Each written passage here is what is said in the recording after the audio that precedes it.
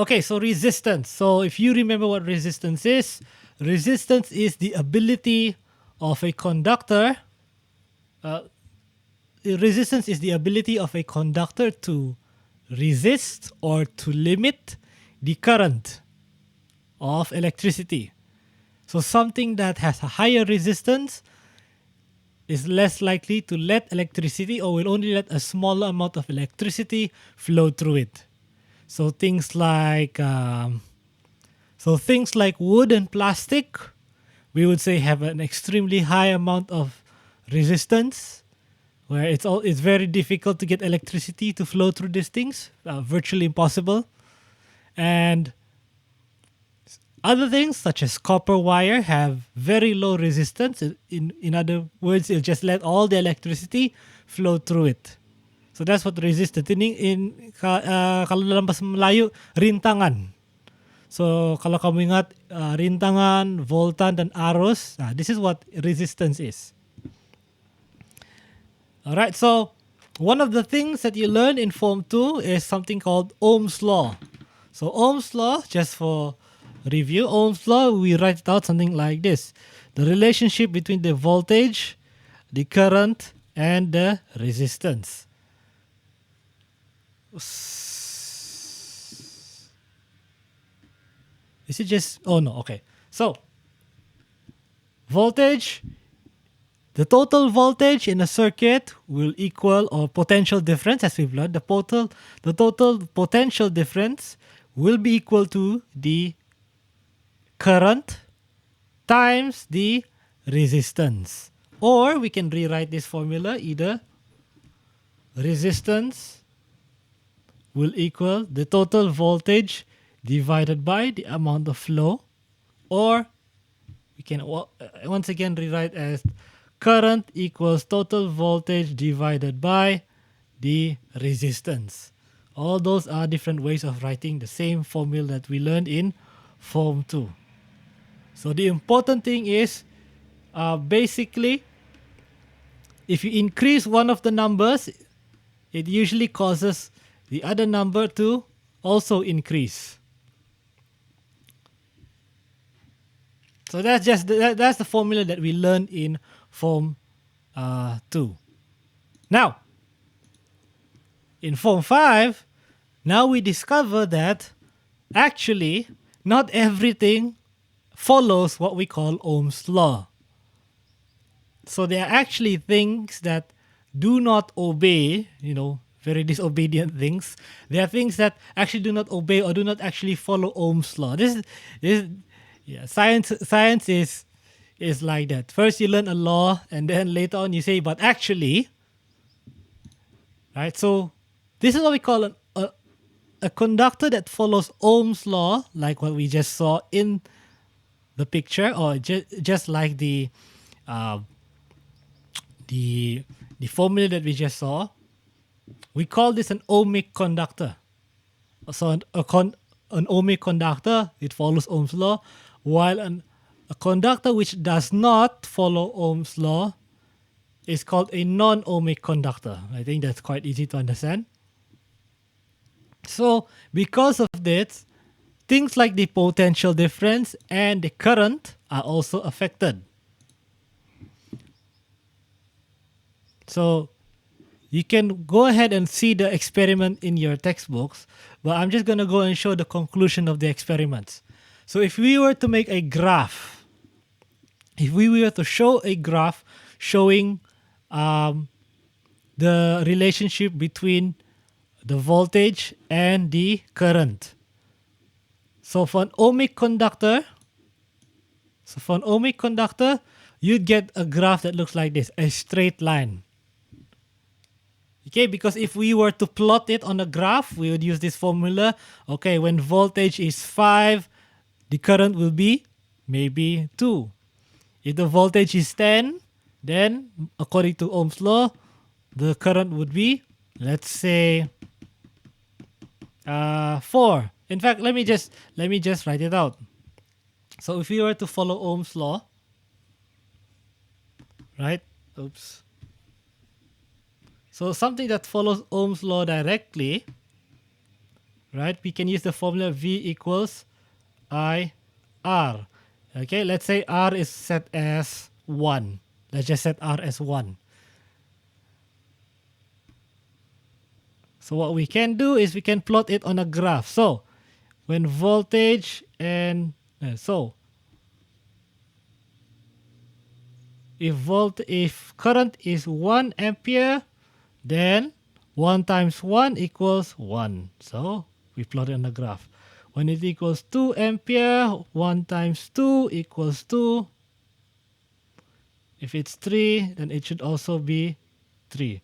And so you would get a straight line like this. Meaning to say, well, I don't draw it straight, but the line should be straight. So what you get is a graph that is straight. That's why we say that it follows Ohm's law. Now, not all. So what scientists have discovered is that not every single one of these conductors actually follow exactly this law. So maybe what they would find out is you might have a curved line like what is shown in the graph. So for example, when they check, okay, A is 1. When you have 1 ampere, okay, voltage is 1. And then when you have 2, then you might have 2.5. And then when you have 3, all of a sudden now it goes up to 4. So what you have now is a graph that's not in a straight line, but rather it curves. And so this is an example of a graph for a non-ohmic conductor, which does not exactly follow Ohm's law. And so you can see the conclusion of the experiment here on the screen. So the relationship is slightly different. So for an ohmic conductor, V is directly proportional to I. So the voltage or the potential difference is directly proportional to the current. So the increase is always going to be the same. Whereas for the non-ohmic conductor, the only thing that's guaranteed is we know that V or voltage increases with I or the current, but it doesn't say exactly how much it will increase. So we don't know how much exactly. Okay, rate of increase of voltage, like I said, is constant. Okay, and the resistance is also constant. Non-ohmic conductor, rate of increase in voltage increases as you go up, and the resistance also increases. So this is basically the difference here. The fact that the resistance increases. So for some things, the more electricity or the more voltage you put into it, the resistance does not change. It keeps the same amount of resistance. But for some other types of conductors, when you put more and more voltage, the resistance also goes up and up. So, macam dia mau melawan. Makin kau kasih masuk voltan, makin dia mau lawan itu arus. That would be an example of a non-ohmic conductor. Right? So, this is just something for us to be aware. So there might be questions on about the difference between ohmic conductor and non-ohmic conductors. The textbook doesn't really go much deeper than this, except to do a few experiments. So if any questions come out about this, it's probably going to be in the form of an experiment. Now, here's where it gets interesting. So this is basically a review of what we learned in Form 2. Solving problems involving series and parallel combination circuits. So we've learned in Form 2 what is a series ataupun litar bersiri and what is a parallel or litar selari circuit. And so we learned the formulas to calculate both of these types of circuit. Right? So we know that, for example, in a series circuit, dalam litar, apa yang kita panggil sebagai litar bersiri, the current flowing through each resistor is the same. Meaning to say, if we take an ammeter, kita ambil ammeter, kita cuba ukur arus di setiap rintangan, it will be the same throughout the whole circuit. So it doesn't matter where you measure it, you'll get the same reading. However, the potential difference or the voltage across the dry cell, meaning to say each of the resistors, you have to add up each of the voltage in order to get the total amount of total amount of voltage. In other words, dalam arti kata lain, kalau kita ambil voltan dia secara keseluruhan, kita kena bahagi untuk setiap perintang. So if they are 3 resistors, then we need to divide the voltage at least 3 times. Each resistor will get a different voltage reading.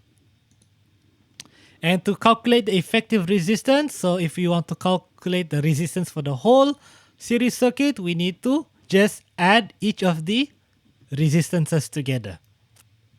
And the same thing for the parallel circuit. So we have some different types of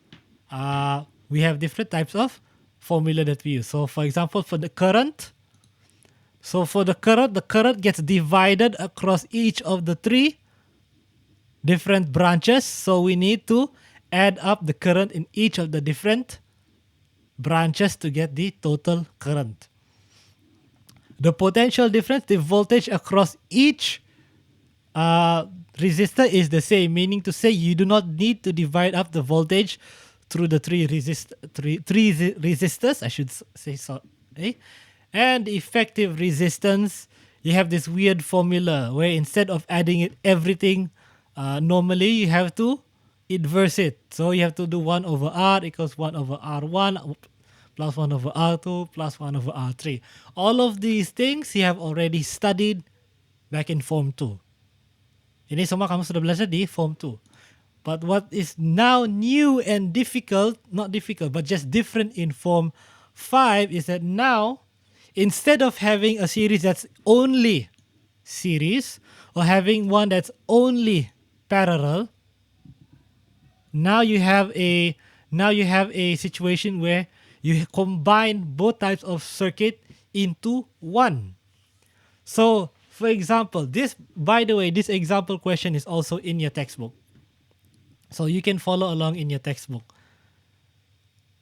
So here's an example of a combination circuit. When I say combination circuit, what I mean is part of it is in series.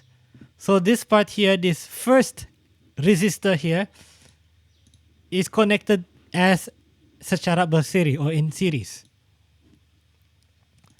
The second part here, however, we also have 2 resistors 2 and 3, that are connected in parallel. Meaning to say we need to calculate this differently. We cannot just use the formulas for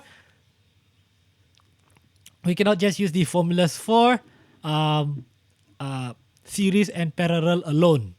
We need to use both the formulas for series and parallel. So kita kena kasih gabung lah. Ada bersiri, ada selari. And so the same thing here. So let's read this question. I know there's an example solution in your textbook, so you can watch that as well. But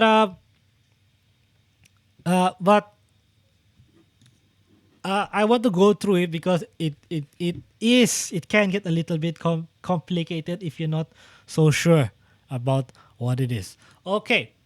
So let's read the question. The 3 resistors are arranged in series and in parallel. So a combination circuit. So we have some of it in series and some of it in parallel. Alright. So the resistance of R1, R2 and R3 are 2, 4 and 12 ohms respectively. So let's take note of that. And write that down. So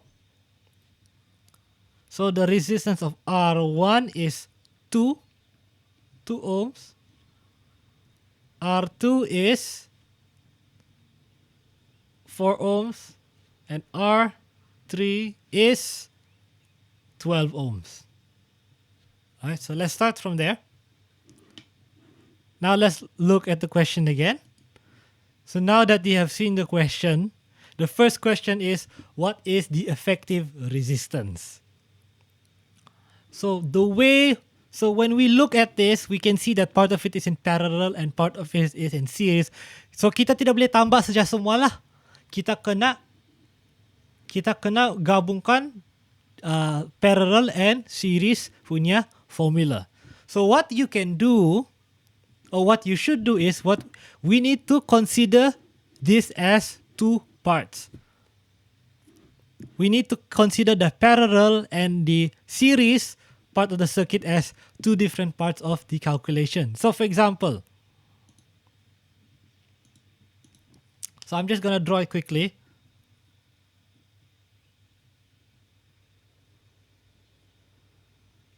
So you have two resistors here in parallel and then another resistor here in circuit.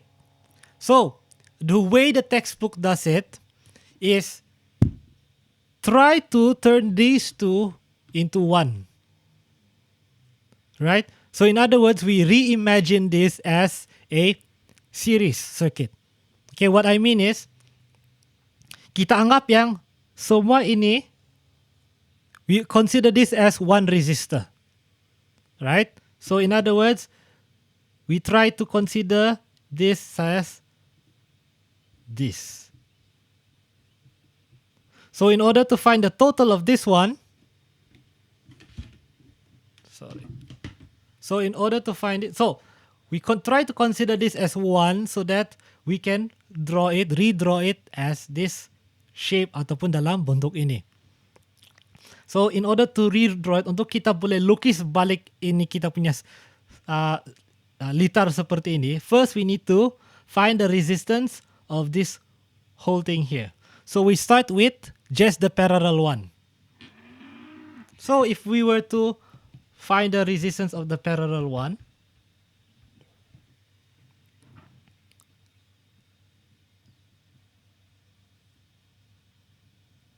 alright, so what was the values given to us just now? 4 and 12. So since this one is connected in parallel, what formulas do we use? We use the formula for calculating parallel resistance or resistance in a parallel circuit. So we start with the parallel part. So 1 over R equals 1 over 4 plus 1 over 12. And so using what we know, so we can convert it to 4 over 12. 4 over 12, which also equals, what is this now? So 4 over 12 equals 1 over 3. And so R equals 4. Okay, so now what we have just calculated is the entire resistance of just the parallel part. So this whole thing now, we know equals to 4 ohms. So if we were to, so let's go back here. Let's go back to our original circuit. Kita punya litar yang asas yang awal tadi. So if we take this, so now we have this part, this one, and back. So now we just calculated this one just now. Kita sudah kira untuk Nina. Kita tahu total untuk Nina saja ialah 4. So we can just calculate it as if it was a series circuit. So we know this one is 4, and this one, R1 that we look at just now, we know that is 2. And so now we can try to find the total. So total resistance equals to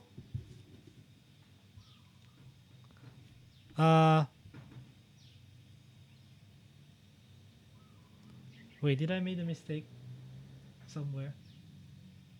Sorry, it's 3, isn't it? Because 4 over, yeah, it's 3. Yeah, sorry. It's 3 because 4 over 12 equals 3. 4 over 12 equals 1 over 3. Turn it around, it's 3. Yeah, sorry. Thank you for catching that. I'm not looking at the textbook right now. All right, so I'm sorry.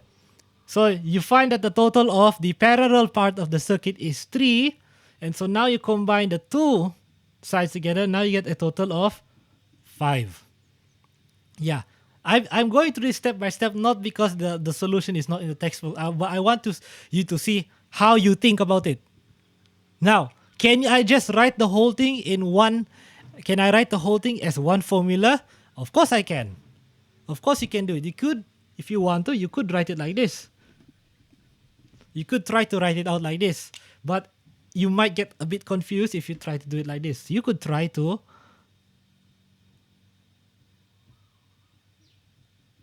let me just draw out the whole circuit. So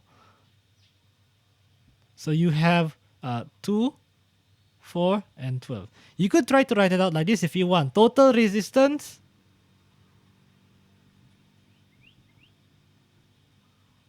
equals 2 plus, and then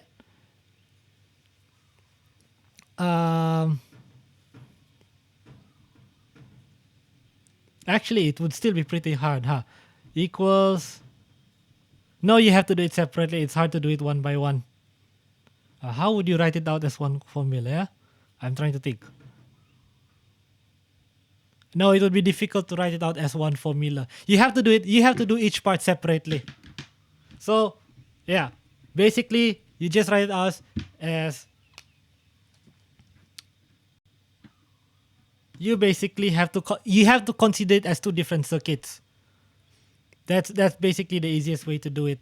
So total resistance as we see in the textbook is 5 ohms. All right, let's look at the second question now. So second question. The current flowing across the 2 ohm resistor, and the potential difference across it.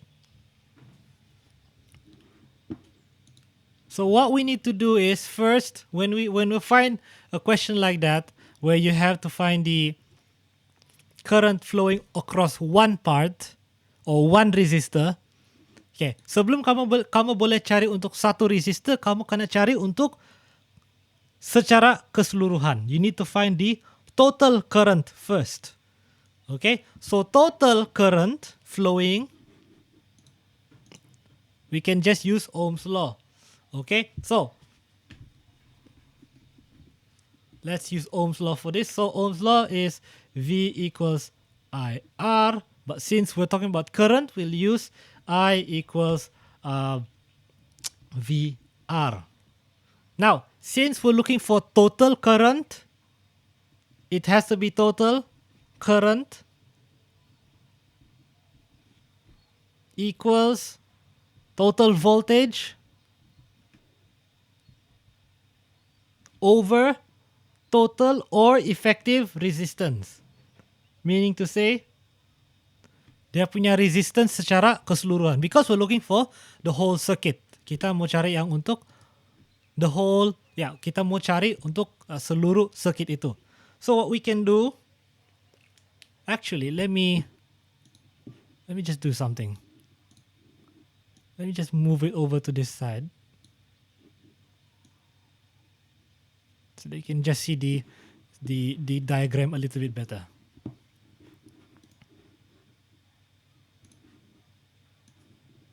All right. Anyway, so I just moved that so that you can see the diagram a little bit better. All right. So what we have is you need to find total current across the total voltage across the total resistance.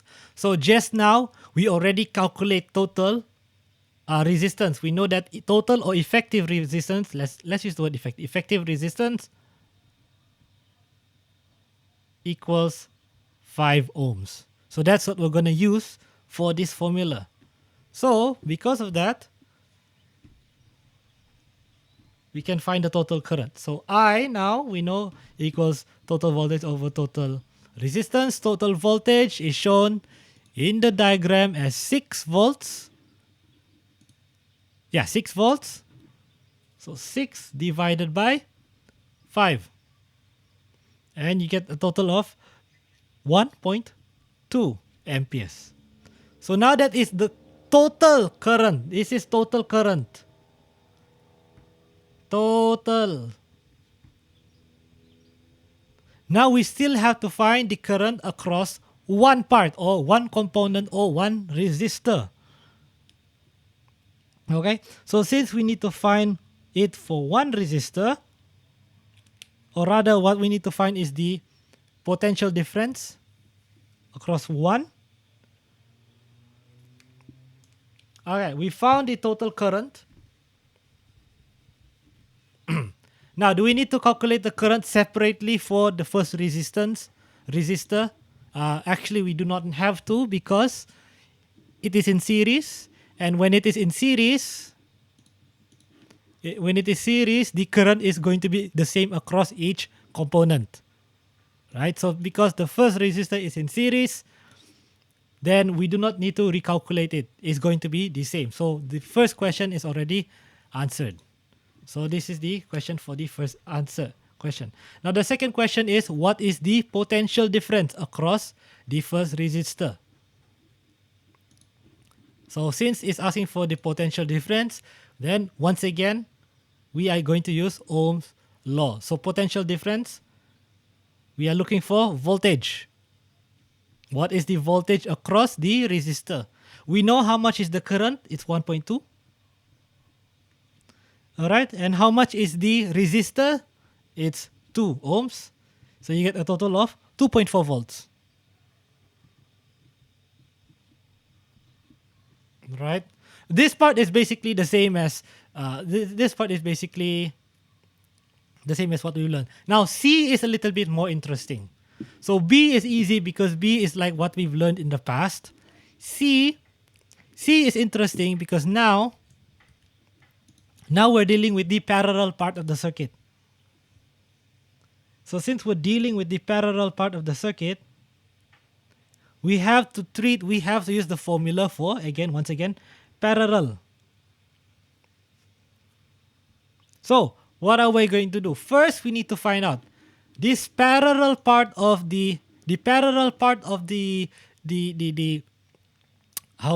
how much is this parallel part of the circuit, how much voltage is it receiving?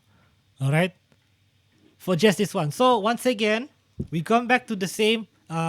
We go back to this idea of treating the parallel part as one component. So what we do is first we draw this.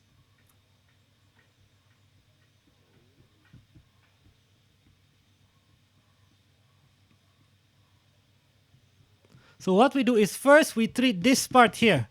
We treat it as if it was just one. We treat it as if it's just one big resistor. Okay? So now that we are treating this as one resistor, or we are treating it as resistor 1, and let's call this whole thing resistor 4. 4 is the whole thing, yeah? For the whole thing.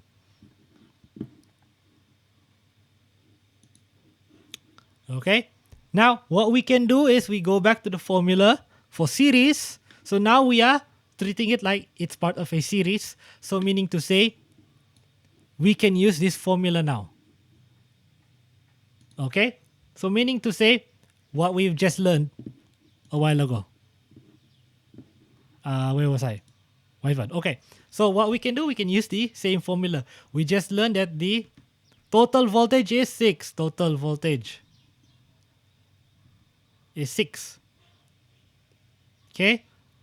For the first resistor, we just calculated that the potential difference of the first one is 2.4. So, to find R4, we just go. So V1 equals V1 plus V4. Since we're treating this whole thing as one part, kita anggap ini adalah satu resistor sajalah. And then we can just write 6 V4 equals 6 minus 2.4. So we get 3.6 volts. All right. So now we know how much voltage is just this part receiving. We don't know yet how much is it for each resistor. Tapi sekurang-kurangnya kita tahu berapa voltan untuk satu bahagian ini. Satu for this part, parallel part of the question. Now, once we get the voltage for that part, we'll call that V4 is 3.6. Then now we can start to calculate the current through each part or through each resistor.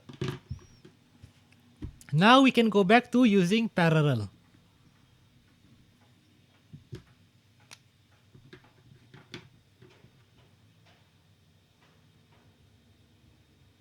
So now we calculate this section on its own. So I hope you're getting the idea. The idea is that you need to divide each part of the you need to divide each part of the circuit into different parts. So you need to treat each section as its own.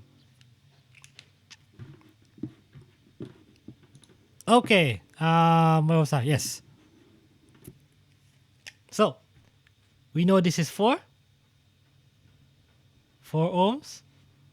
We know this is 12 ohms. We know that the voltage for this part of the circuit is 3.6. So we'll go back to using the formula for this formula for current right here, or we can also use Ohm's Law. We can just use Ohm's Law to calculate. So Ohm's Law, this is R2 and R3. So Ohm's Law, current equals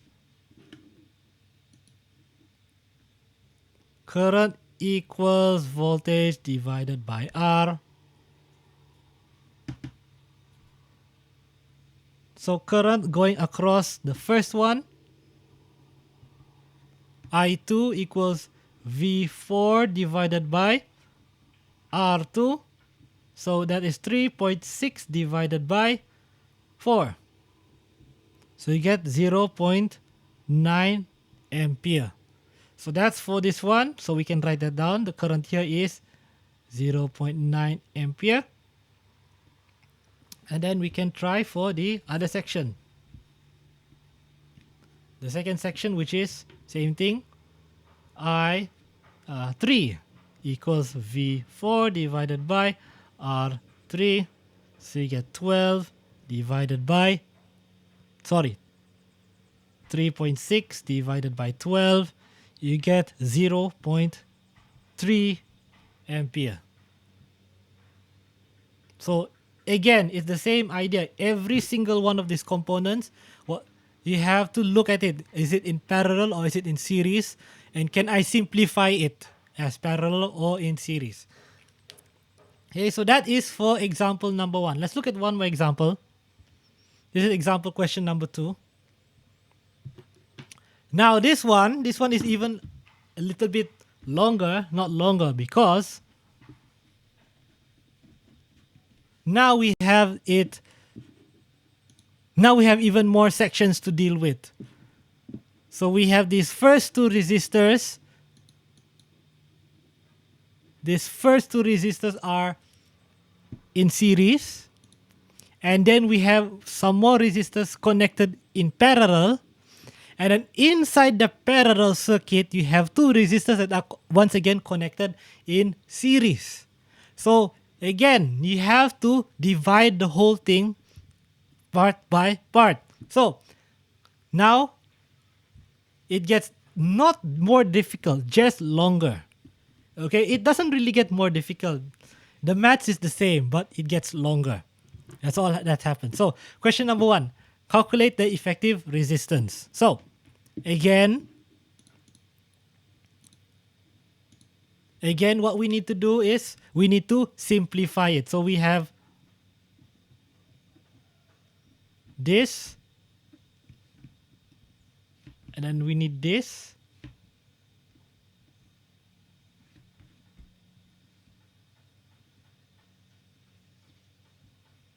So what we need to do is simplify everything into basically a simple, into a simple, into a simple series circuit. So first we start with these two. Okay, we start again. What I said, we start with a parallel one. This is 2, this is 2, this is 4. This is also 4, and this is also 4. We have a total voltage of 5 volts. All right. So what we need to first start off is with this side. Let's start with this one here. Because this one, even though it's parallel, within the parallel circuit, we have two resistors that are acting as if it's in series, these two. So what we do is first we combine these two in series. We pretend that these two is just one resistor. And because it is in series, we just have to add it. So we're just going to add 2 plus 2. Okay? So that's for this one. So 2 plus 2, we get a total of 4. Okay? Next, we calculate the resistance for this whole thing. 1 over 4, 1 over 4, 1 over 4 plus 1 over 4 equals 1 over 2. So total resistance is 2. So for this whole thing here is 2. Okay, now that we've calculated this whole thing, now we can treat it as if it's just a simple series circuit. So we can do total or effective resistance R equals 4 plus 4 plus 2. And so you have a total of 10. Yeah, I was just double checking to make sure my questions are correct. Okay, so now you get a total of 10 for this whole thing. So you see what we're doing. We have to take each part, combine parts one by one to get the whole. We have to divide each part and look at each section one by one. That's the first question. Okay, second question.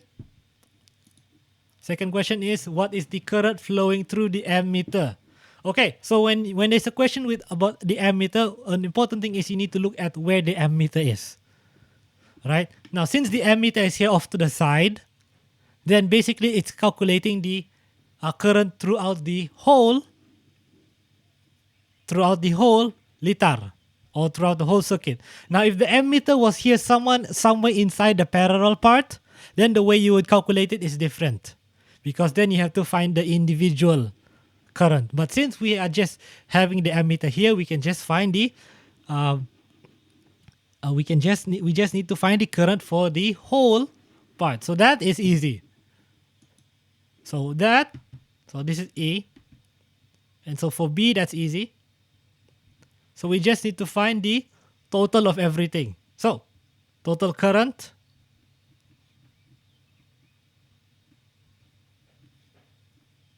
right, that equals to total voltage or total potential difference divided by total effective resistance.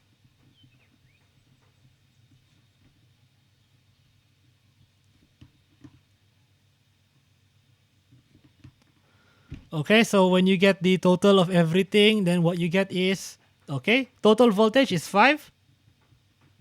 Total resistance, which we calculated just now, is 10. So total current is 0.5 amperes.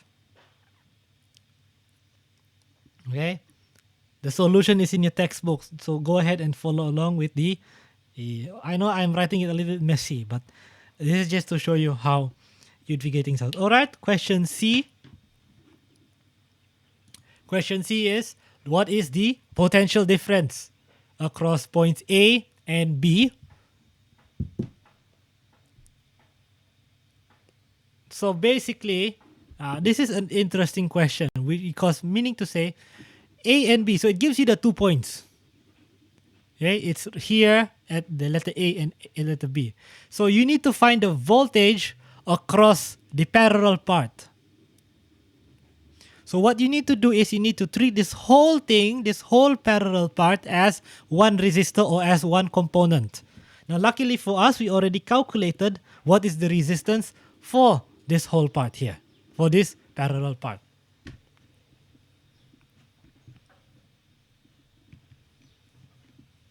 So let me just wipe off this whiteboard. So we've calculated everything. So we'll just use Ohm's Law.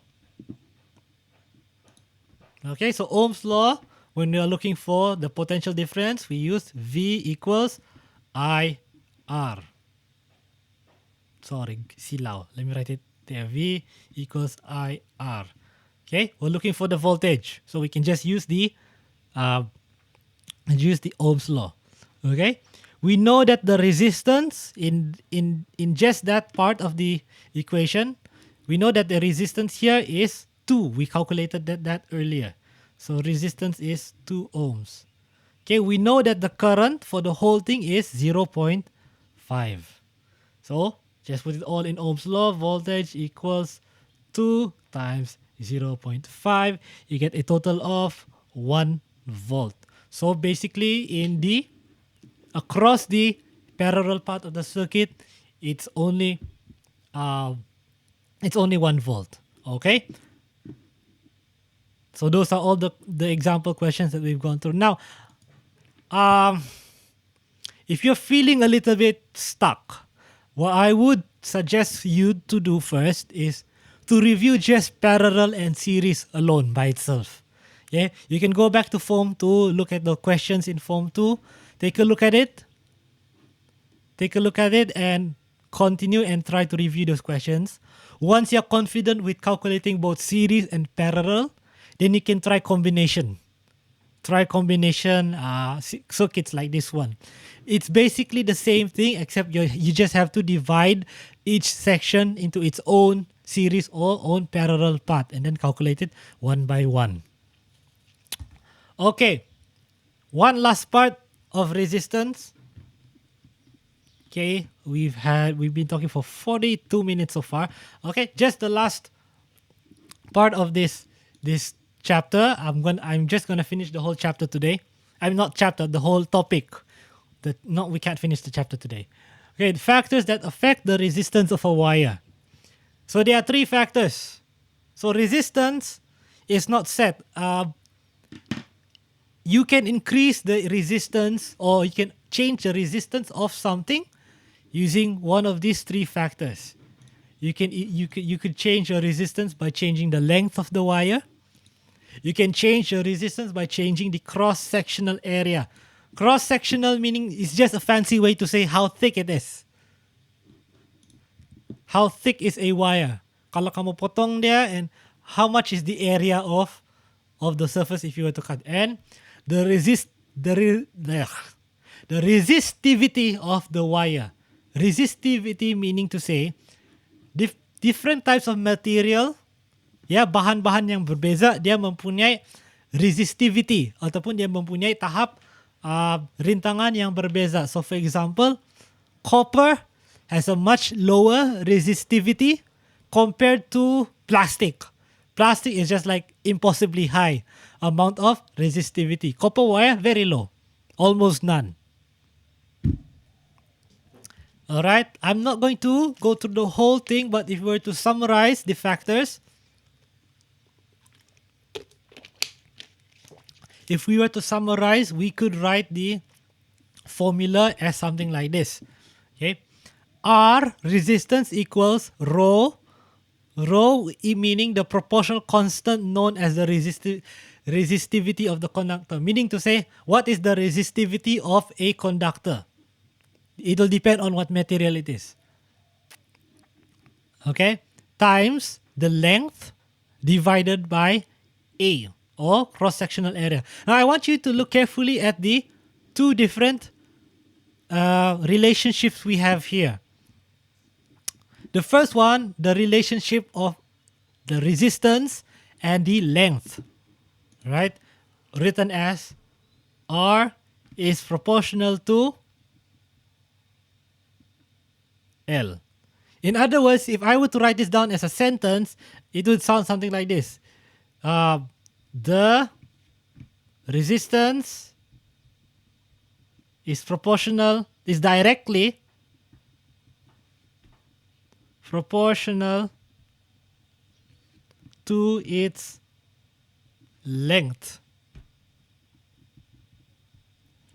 This is the more formal way of saying it. The less formal way of saying it is when R increases, it means this will also increase. That's basically what it's saying. If we were to draw a graph for this, we were to plot it on a graph, it will look exactly like this. Straight line, perfectly straight line. So if you want to increase the resistance of a wire, one easy way to do it is to simply increase the length of it. The longer the wire, the higher the resistance.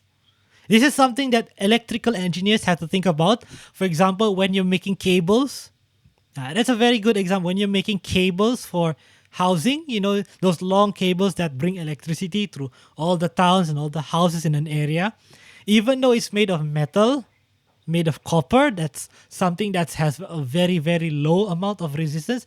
But because it's so long, it still does start to increase. The resistance overall does start to increase, which is why they need transformers. You know, you have something called a transformer, which actually helps to boost the voltage along the way because of the resistance that starts to get stronger and stronger. All right. The second relationship is the relationship of the resistance to its cross-sectional area or its thickness, where instead of being directly proportional, it's inversely proportional. So it says that R is inversely proportional to 1 over A. If you were to write this out in a sentence, it would be resistance is inversely proportional to cross-sectional area. So when you see a relationship like this, R equals 1 over A, obviously, when A is bigger, when you increase A, because it's 1 over A, 1 over 2 is bigger than 1 over 3, right? 1 over 3 is bigger than 1 over 4. So when the value of A, apabila nilai A meningkat, nilai R sebenarnya semakin menurun. Meaning to say, the thicker the wire, the lower the resistance. That's why for these long cables, they use thick wires. They use thick wires to reduce some of the resistance. Okay. All right, let's go back to so when we combine everything, you get this formula, R equals rho L over A. Okay. So how do you apply your knowledge of resistivity in your daily life? So application. So I just mentioned one just now. One is when you're doing electrical cables. You know, since they're so long and so important, the resistance of the cable is very important. So you have to think about the length and the thickness of the cable. All right. Now, another example that you might see, rice cooker or anything or any electronic device that gets hot, rice cooker, iron, microwave, right? The heating element, the part of the rice cooker that gets hot, has a high resistance. Why does it need high resistance? So when you have a metal or something that can flow electricity but there's a high resistance, what happens is that it becomes hot. Because it's trying to fight the flow of electricity. It gets hot and hotter and hotter and hotter. That's how things like ironing boards, irons, heating element, rice cooker, water heater, they use the same concept. The thing that heats up the water or gets hot has high resistance. But the cables, the connecting wires that used to connect to a socket is a low resistance. You do not want the cables to get hot, right? That's not where you want the heat to go. So use a low resistance for those areas. All right, next part. Okay, we have different types of conductivity levels. So the highest resistance is what we call a non-conductor, a material that does not conduct electricity or has the highest resistivity. So examples, plastic and wood. So for these kinds of things, we use it for things such as um, when we want to protect, when we want to stop electricity from flowing. For example, cable wires. We cover electric cables with plastic because otherwise, so that when someone holds the cable, they do not get electrocuted. If you were to cover those electric cables with metal, then it will be very dangerous. Or for example, a fuse box, itu kotak untuk switch electricity di rumah. Kamu nampak dia apa? Dibuat daripada plastik to avoid once again the electricity from getting passed on. So Henry says electric chair. Yeah. So the electric chair. Why would you talk?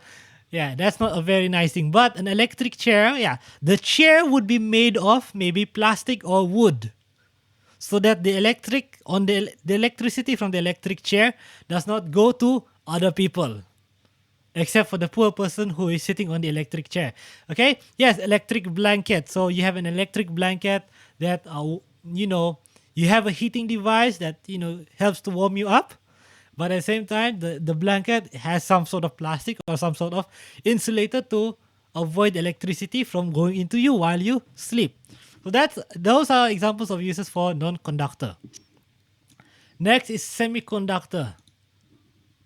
So now it seems like, okay, what's a semiconductor? So basically, a semiconductor is between a non-conductor and a conductor. Right? It has less resistivity than a non-conductor. It has more resistivity than a conductor. So examples of these things are silicon and germanium.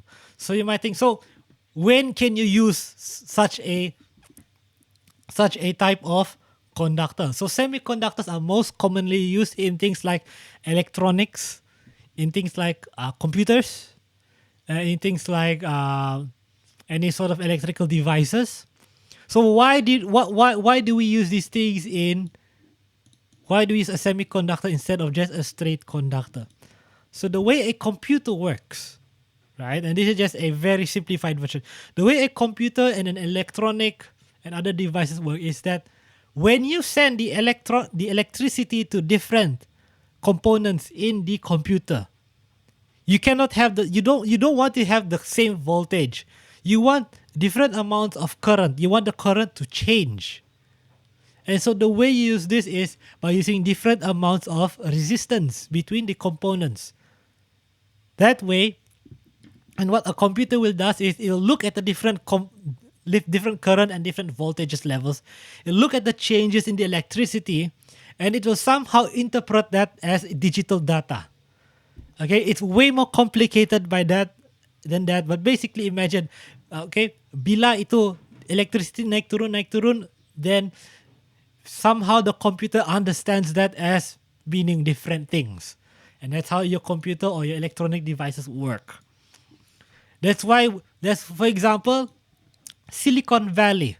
If you've heard of Silicon Valley is a name of a very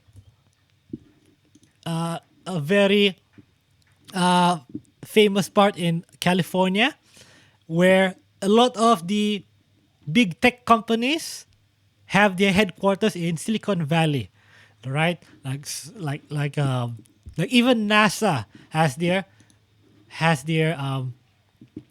center there, because that just happens to be a big tech center. But they use the word silicon because silicon is something that's very important in the use of computers.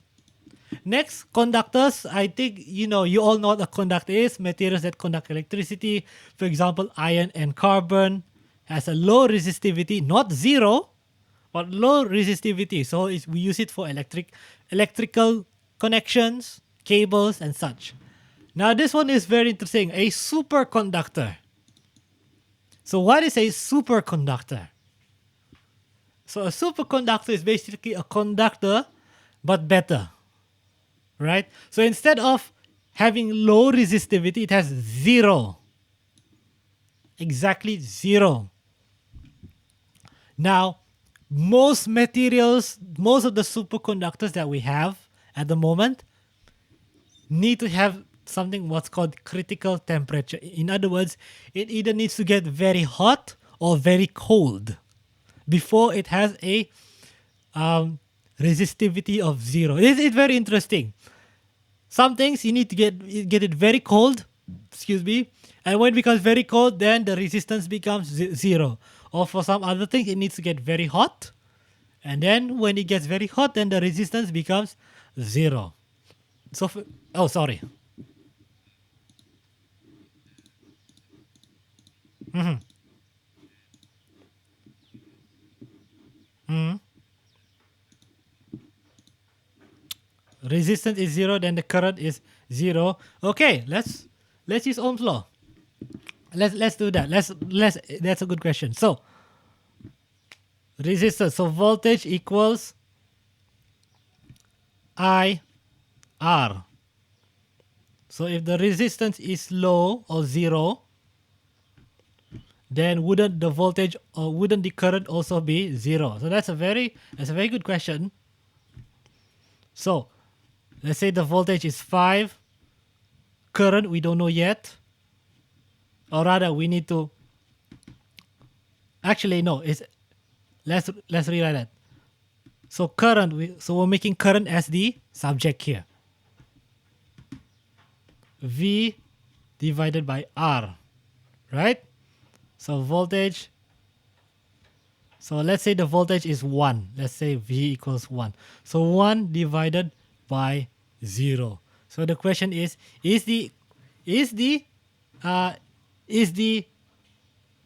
your current 0? Actually not. Could you try and type that in your calculator and see what you get? You should get an error.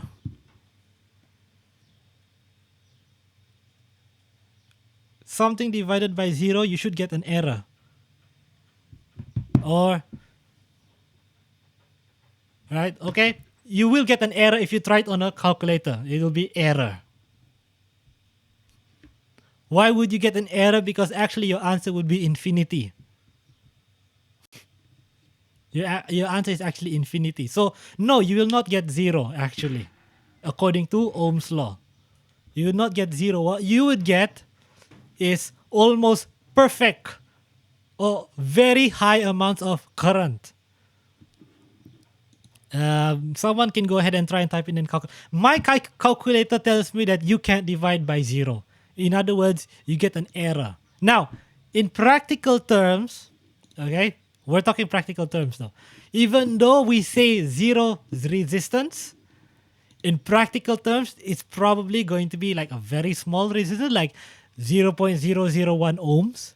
But it still means that you're going to get a very high amount of current.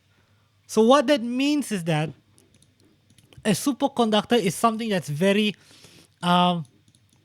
efficient in terms of energy consumption. A small amount of voltage can give you a high amount of current. So for example, an example of a superconductor is caesium at a temperature of 0.5 Kelvin or lower. So it has to go low. It has to be quite cold. 1.5 Kelvin. So 1.5 Kelvin is very cold, by the way. I'm just converting it to Celsius. 1.5 Kelvin is in Celsius negative 271.65 Celsius. So it has to be very, very cold, right? So practically speaking, I should rewrite it. So practically speaking, even though a superconductor would be more efficient, it would use up more of the voltage without wasting the energy into heat. The problem is you use so much energy to make it cold that is really not very practical. So one of the things that scientists are trying to find is, are there any practical superconductors for us to use? Now, what are the uses of superconductors? A superconductor is good for making very efficient electric equipment, so that we can do a lot of things with a small amount of electricity. So things like supercomputers and other very important high power electrical equipment. As much as possible, they would like to be able to use superconductors. But at the moment, we do not have a very practical, not a lot of very practical ways to use or to create a superconductor. Okay, last two slides. All right. Solving problems involving wire resistance. Okay. So these are very straightforward. These are not difficult questions at all. So we just need to use the formula. Resistance equals rho length over cross-sectional area. So as long as we're using that formula, we'll be fine. All right. So example 1. Let me read the question first. Okay. What is the resistivity of constant ton? So constant ton is a type of material. Is 4.9 times 10 to the power of negative 8 ohms per meter. So calculate the resistance. Calculate the resistance of the constant wire with a length of 50 centimeters and a diameter of 0.4 millimeters. So first what we do is we need to convert all these lengths into meters. So length is 50 centimeters or 0.5 meters, and the cross section, the diameter is 0.6 millimeters, or if we were to divide by 1,000, it would be 1, 2, 3, 0.006 meters. And remember, we're looking for cross-sectional area. So cross-sectional area equals what? What is the formula for area of a circle? Was it 2 pi r square? 2 pi r square. R is 0.003. So just put everything in the formula. Resistivity equals 4.9 times 10 power of 8 times the length, which is 0.5, divided by 2 pi r square, so 0.003 square. And what is the final answer? Can someone try and calculate that on a calculator? Can someone do it before I do? Let's see who's faster. Times 10. Actually, is it in the textbook? Let me check the textbook. Yeah, it's in the textbook. Okay.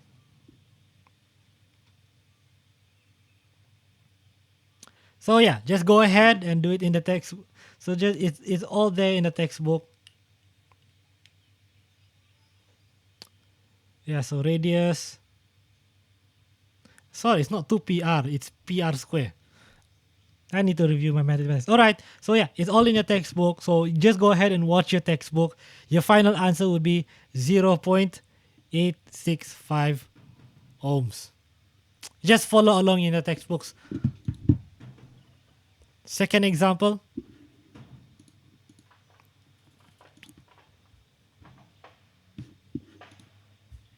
Alright, Azwan is an electrical wiring contractor in Taman Kota Putri. He found that a coil of pure copper wire with a length of 500 meters and a radius of 0.5 millimeters has a resistance of 10.8 ohms. So what is the resistivity of copper? So now what if we were to use the same formula, what the question is asking for is we know how much R equals PL for A. We know how much is R. What we need to find is rho, or looks like a P, but it's not P actually. So we need to rearrange the formula. So what we can do, we can rearrange the formula to look like this. So R A over L. Is that correct? Yes, R A over L equals rho. So we can use this formula. Then we look at the information that we have. So what do we have? We know that the length is 500 meters. The radius is 0.5 millimeters, or 0.0,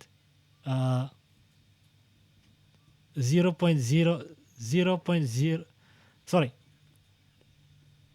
or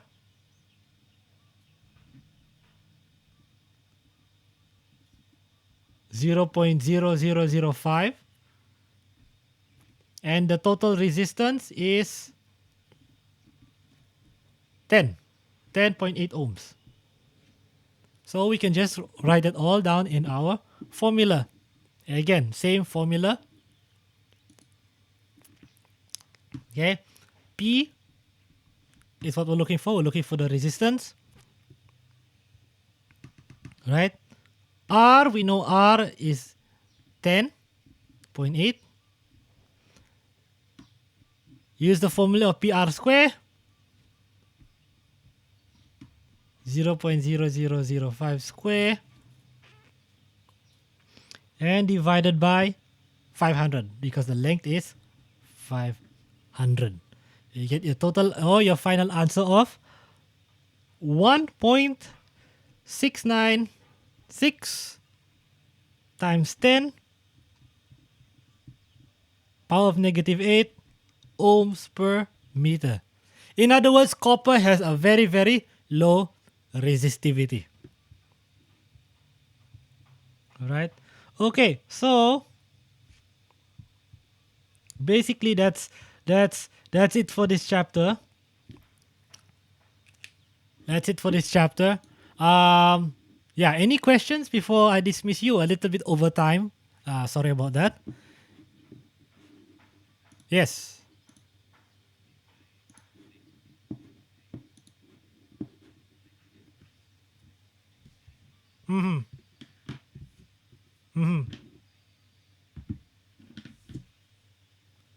Circuit. So electric engine. First of all, is it electric or electronic? Okay, so electrical. So most likely you will be doing some circuit, because electrical engineering, you will be doing things like setting up those big electric cables, or setting up those big cables, maybe planning out the wiring of a building, or things like that. So basically you're dealing with electricity. So for electrical engineering, yes, you will probably most likely be calculating circuits in other things. But it'll also be things like planning out the circuits, how we are going to, best way to transfer electricity efficiently. Those are the kinds of things. At least that's what my friends who took electrical engineering, that's what they tell me. All right. For those of you who are not sure what the difference are, electrical has to do with like electricity, so cables, transferring electricity to the houses, wiring, and those kinds of things. Electronic engineering has to do with electronics, building computers, building electronic devices and such. So yes, will you be calculating? I would say most likely yes, but it won't just be calculating that. It will be also other things. Yes, thank you for the question. Anyone else has a question? Or any other questions?